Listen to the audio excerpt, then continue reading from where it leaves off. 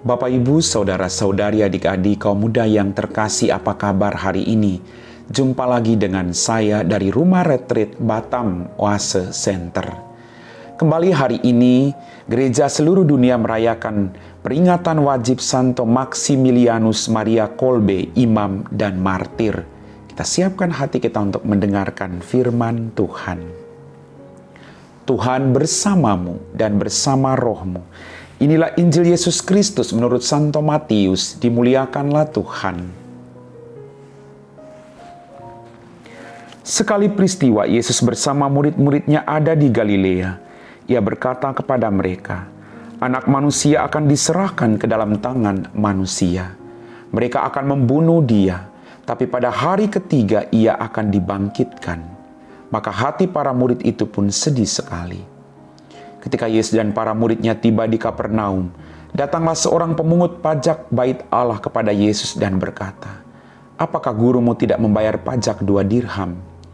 Jawab Petrus, memang membayar. Ketika Petrus masuk ke rumah, Yesus mendahuluinya dengan pertanyaan, Bagaimana pendapatmu Simon? Dari siapakah raja-raja di dunia ini memungut bea dan pajak? Dari rakyatnya atau dari orang asing? Jawab Petrus, dari orang asing. Maka kata Yesus kepadanya, jadi bebaslah rakyatnya.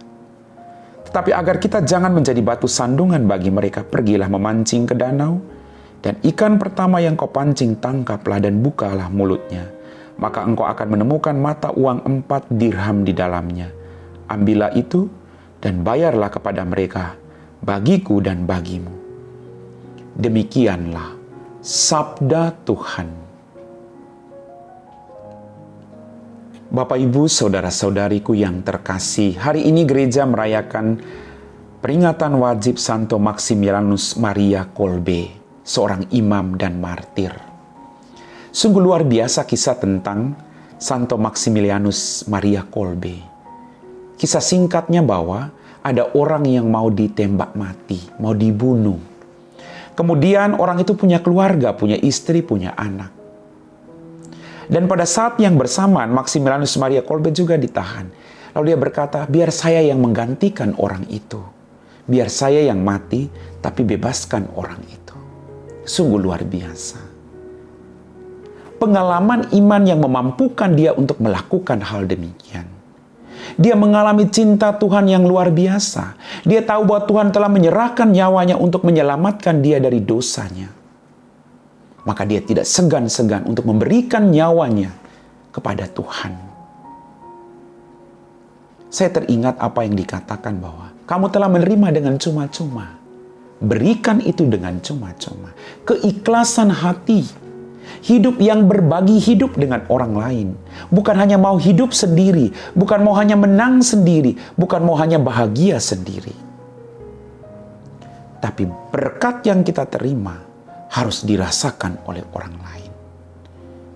Bapak, Ibu, Saudara-saudariku yang terkasih, mari kita belajar dari sikap hidup Santo Maximilianus Maria Kolbe yang memberikan hidupnya bagi sesamanya. Tidak ingat diri sendiri, tapi juga melihat kepentingan dan kebutuhan orang lain. Sejauh mana kita berbuat demikian?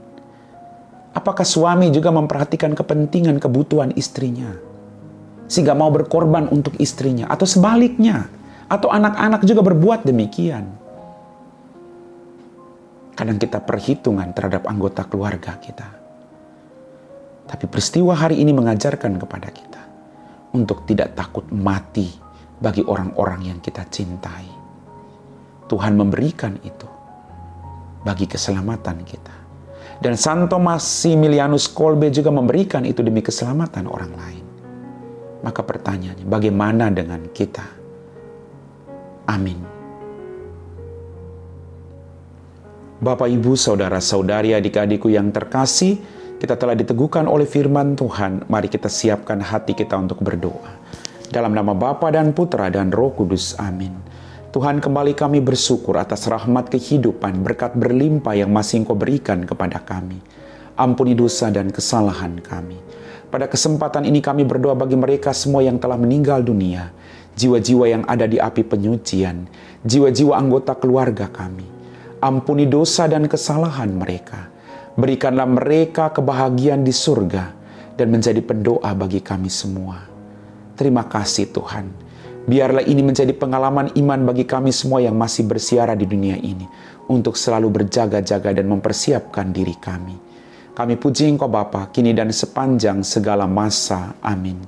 Tuhan bersamamu dan bersama rohmu. Semoga kita sekalian diberkati oleh Allah yang Maha Kuasa, Bapa dan Putra dan Roh Kudus. Amin.